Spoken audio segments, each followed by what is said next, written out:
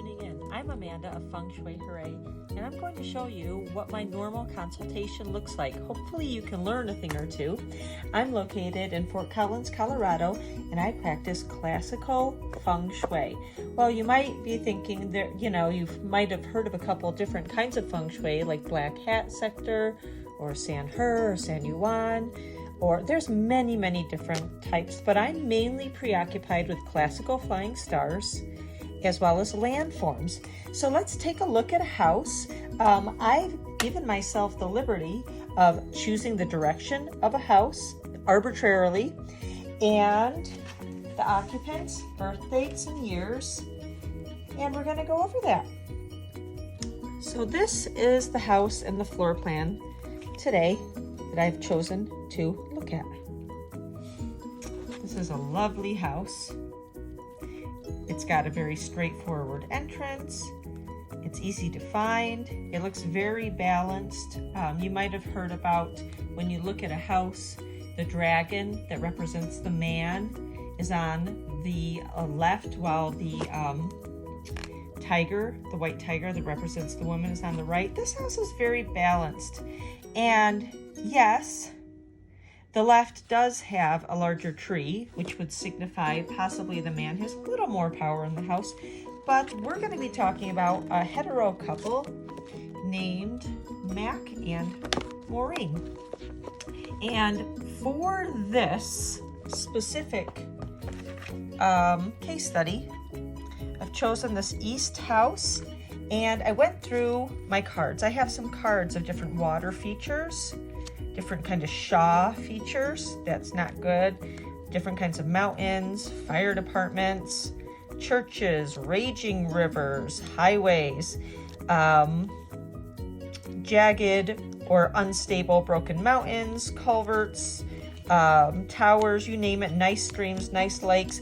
Okay, and the first three that I drew were actually perfect for this. I drew a stump, I drew a little pond, and I drew my favorite, which was not staged, which was a beautiful mountain. When I did this, I threw the cards, because I did look up everything, so it wouldn't take forever to do here. I threw the cards on a specific area, and then I looked it up. Now we're gonna look at where this mountain lands, which was right at 280, and I've already looked that up because we're gonna do Tang-Lang stars. We're going to also look to see how that affects the health of the occupants of the house. The stump I would usually put in the front of the house. That's where you usually see a stump. And I chose, oh gosh, I believe it was the south sector that I chose for the pond. Yes, it was. Okay, so we are going to go to work with what we have, and I'm going to show you what a consultation looks like. I've already done a little research. The first thing I keep in mind here is that the year that we're in, where the Grand Duke is, where the 3 killings are, where a 5 yellow star is, and where the year breaker is. This year the Grand Duke is in the northeast. It occupies 15 degrees. We shouldn't look at the Grand Duke. The Grand Duke is ugly. Don't look directly on facing the Grand Duke. The 3 killings is in the east, so you don't want to turn your back to the east very long this year. You can have your back to the east if you have to work no longer than 2 hours. This is general feng shui knowledge. These things change every year. The southwest, the entire direction of the southwest encompasses 45 degrees, and that is where the 5 yellow is. This year outside you want to put your wind chimes, and inside you want to put, I put a clock with a second hand that has a needle going around. It's called moving metal in my southwest area, as well as weights. I use about a 50-pound metal weight for my house. And then I have the wind chime outside. And the year breaker is directly across from the Grand Duke. More or less, you want to keep all these areas kind of quiet, not a lot of digging or disruption. What does that mean for this house? Well, this house is an east-facing house. So that's located in the 3 killings. So I'm going to have to keep that in mind this year. Okay, so let's take a look at the house again, and let's talk about Mac and Maureen. I'm going to go back a little bit here.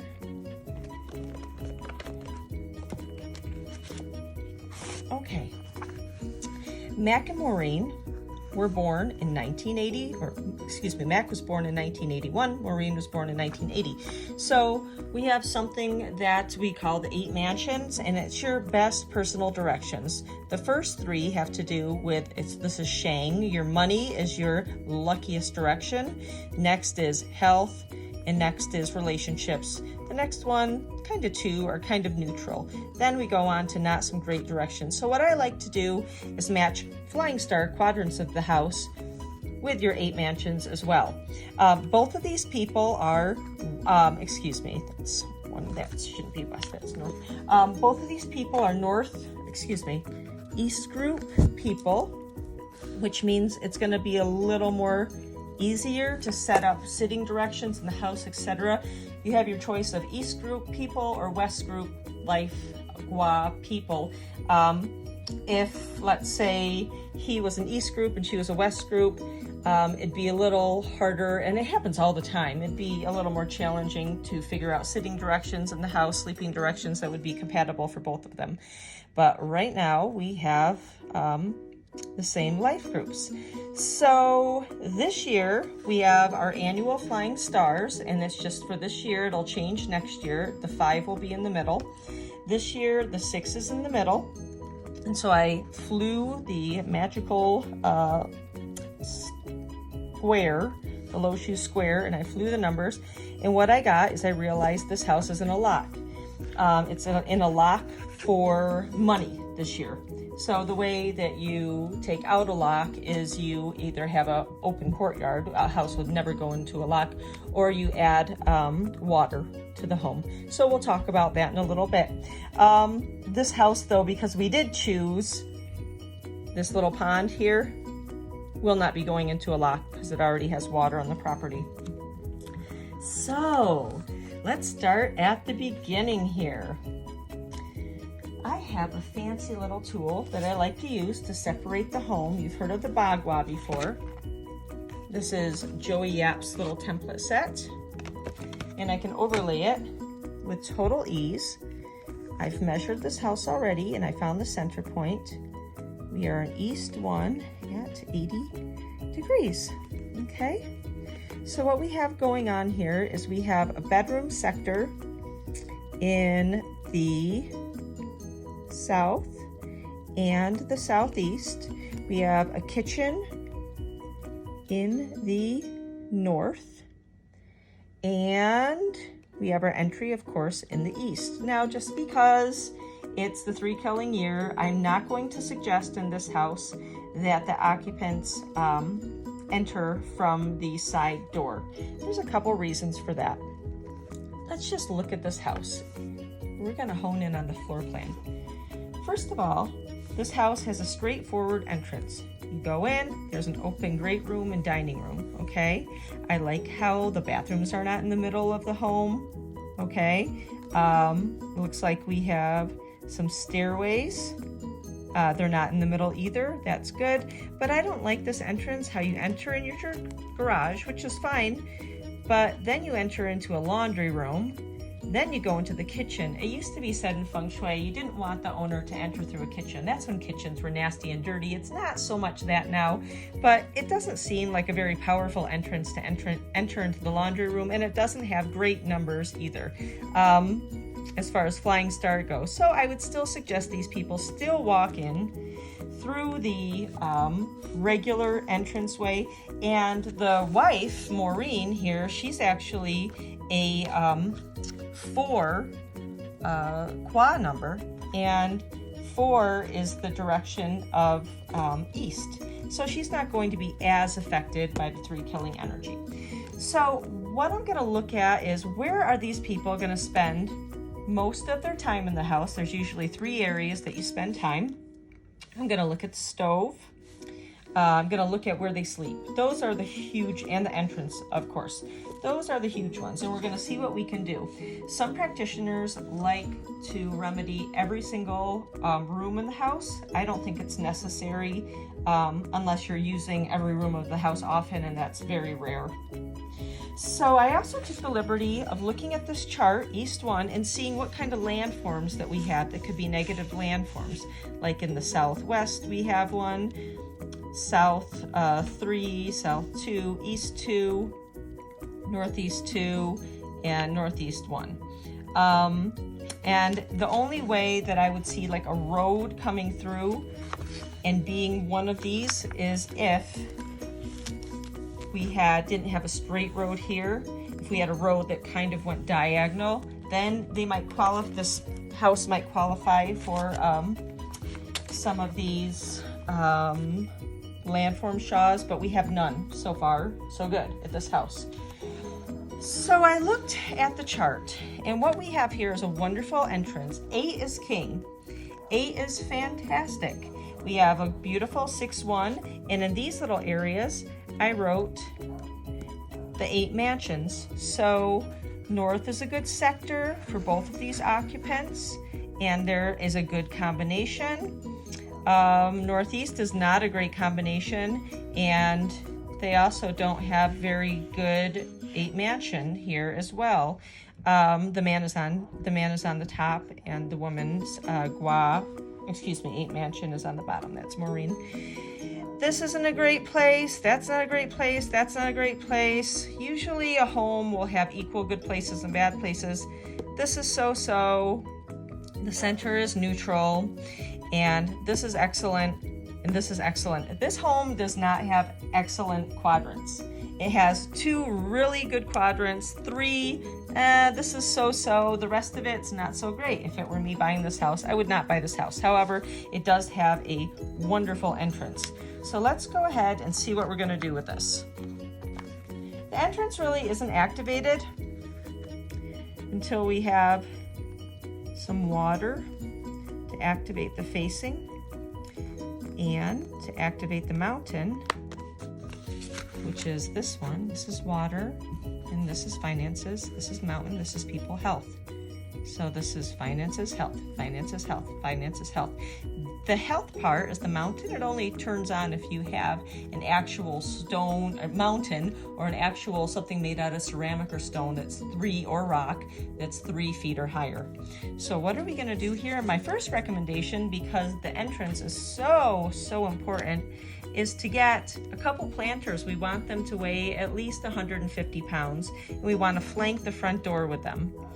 We also want to get a water feature kind of in the front. You can probably put a water feature and flank the front doors with something that's 150 pounds or higher, that's over 3 feet high, and most likely potted plants.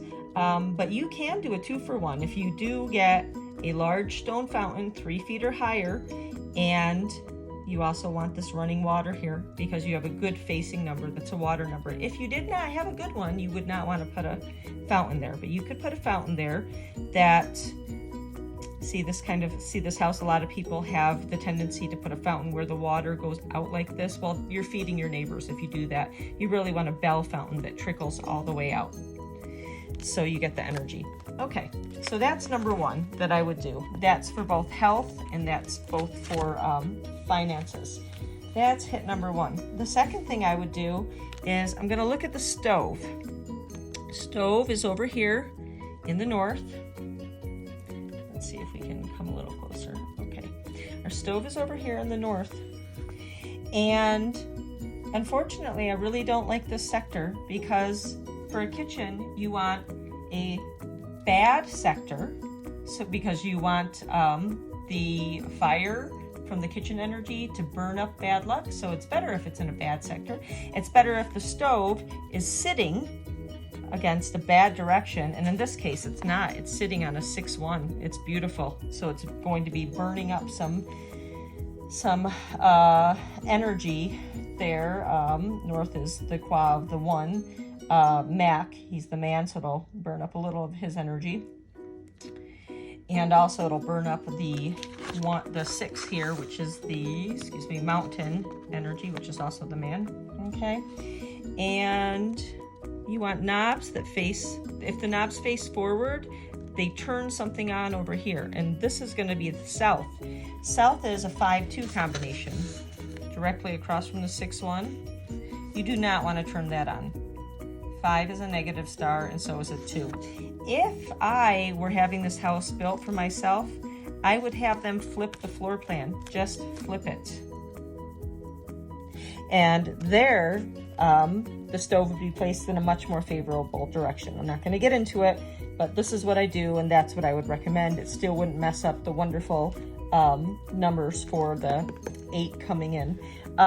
So in this house, because Maureen and Mac have wonderful numbers in their east, and they also have good 8 mansion combinations, I would definitely have them sitting somewhere around here in a couch facing this way. So watching TV here, facing this way. I don't see a fireplace here in this house, so I'm not going to address that. Next, let's move on to the, well, that's 2 hits. So first of all, if I was going to move the stove, if I did have an option for flipping this house, I would, and that's what I would do. That would help a lot with the kitchen and the energy. So number 1, we have a great entrance. It was not activated. Now it's activated with a fountain that's 3 feet or higher, that's 150 pounds or more, that has a beautiful bell-shaped water coming out. So you've activated both good stuff for health and good stuff for finances. Next, you're spending more than 2 hours a day in the great room facing that wonderful energy that has been activated in both a pretty good quadrant and a great direction that is being activated. Thirdly, let's look at the bedroom. I had a real problem with the bedrooms in this house. So let's overlay this again. And as you can see, the master bedroom here is a 7-9 combination. Not a good combination to sleep in. Then you have the option of another bedroom here, which is a 9-7. Still not a good combination. You could, let me see, where's my 8? Excuse me, 1 second. Okay, there we go. You could kind of like fudge it and have your bed over here in the small bedroom 3 with your head pointed toward the north, which is a good direction for both Mac and Maureen to be sleeping on. They're sleeping on the 6. But they probably wouldn't want to do that with this bedroom. They probably would want a more quiet spot. So that's one option. They could put their bed here and face here. Now you're probably saying in Feng Shui, you don't want a door, you know, where people can see you from the hallway or whatever. It's really, well, excuse me, the door's over here. But if it was over here, it's not a big deal if you don't have lots of people walking around your house or a long, long corridor. Bedroom 2 is a potential option, but if I was in bedroom 2, I would place the bed this way, so their heads would be pointing towards the double 8 where they receive good 8 mansion energy. And I would definitely keep all the doors open. Yes, there's a closet here in Feng Shui. You say, oh, ideally you don't want your to be facing a closet. There are worse things that you could be facing. This is not an easy house for bedrooms. None of these are good options. So in Feng Shui, we mitigate, which is we figure out the best solution in sometimes unfavorable conditions, and we activate. We're activating the good energy, okay? So those are 2 options. I would stay the heck out of this master bedroom. This is a 5-2 combination. It's also, a lot of the masters believe 5-2 is a combination that goes hand in hand with cancers. So we don't want to do that. And, you know, there's even no place to really position yourself so you are facing those beautiful 8s. So your head is getting those energies anyway while you sleep. So let's kind of look at where we kind of like threw the bones, as we will say, for the mountain, the water, and the stump. So when I threw these for the mountains, I threw it at 280 degrees, and for my 280 degrees, that fell, let me get myself oriented again. Okay, I found it. It said it's a good dragon. It's a good mountain dragon, but it is bringing riches only for a short period of time in the years of pig, rabbit, and goat. So I would tell the occupants of the house, be on the watch out for good things to happen in pig, rabbit, and goat years. Now, next, I had put this guy over on the side of the house, and that is a pond. I would never ever build a pond there. It's in the 5-2 area. A pond can be a chi collector, and you don't want it to be collecting that bad energy and putting it out. So that would not be a good thing if they were deciding on building a pond. I would put it over in the north. Lastly, the stump, the famous stump. The stump in the front of the house, right? Well, if we have the stump in the east of the house this year, are we going to cut it down and get rid of it? Oh no, because we have to remember again, east is the 3 killings. We want to keep it quiet. We don't want to dig. We're going to let it hang out there for a year and reassess next year. But stumps are Sha energy. It's no good. The last thing that I would do is I would look at, for this home, I would look at a wealth formula. And I have looked at the wealth formula for this house, and I have found a 5 ghosts carry treasure. That's like a 5 angel carry treasure formula for a East 1 door that faces an East 1 house. And it requires, we do want it from East 3, so we could have a water feature coming out of here and a mountain feature coming out of the West 3 area, which I believe, let me just check West 3. We already have a mountain there. That was the 280. We already have a mountain in the West 3. You wouldn't even have to put a mountain in the back. A mountain is like what we talked about in the front, something that's over 3 foot high, that's concrete or ceramic or stone. So for this house, what you would see is you would see a beautiful water feature here that's tall and stone, and not all houses get tall planters in the front. It's not good for all houses, but this house could get 2 big planters in the front and a beautiful water feature by the door, or just a tall stone water feature by the door. Then over here, a little off to the side, another little water feature. Then we're fine in the back. So we've talked about 3 hits for these folks that live here. And what we would do is we would activate their entrance for health and wealth. We would activate their wealth over here with our water feature. We already have our mountain, and that's a wealth formula called 5 ghosts carry treasure. And we would make sure that they're sitting in this area of their house a lot, in this great room, okay, facing this way. I would work with them on the kitchen. We might even change the direction of the stove. Or if they wouldn't do that, we could get just kind of like a stove top to put somewhere and just completely not use that stove if they did not want to remodel, or if they did not want to choose to flip around the house. And then out of all the bedrooms, there were no good bedrooms to choose, so we chose the best one that we could. So that's a little look at what I do in Feng Shui. I hope you've enjoyed yourself, and next time we'll kind of use these cards again, okay, and we'll see what comes up. And every situation is different with every home, so that's why I have some different cards with Sha features, etc. And that's why I kind of randomly choose homes and floor plans in this book. I did not look at the other floor plan. I just opened it up because that's how it really goes in real life. Now, those seem to be like simple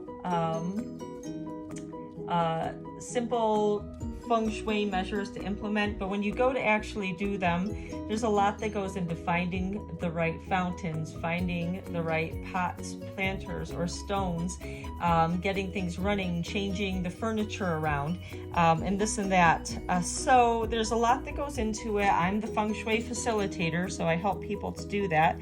And I hope that this has helped some of you to understand what classical feng shui is about. I'll be doing more of these little shows here. So tune in, like and subscribe so you don't miss my next one. And put any comments or any questions that you have, and I'll try my best to answer them in the comment section. Have a great day. Bye-bye.